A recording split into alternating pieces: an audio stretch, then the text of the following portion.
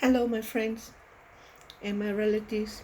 I'm experimenting now with this soya chunks which I boil, plus potato mashed, and some spices, and some chili, and beetroot powder, turmeric, and some olive oil.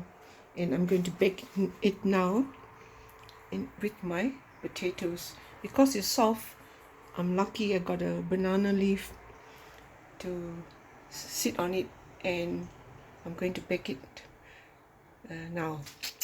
See what happens. Experimental from this soya bean chunks.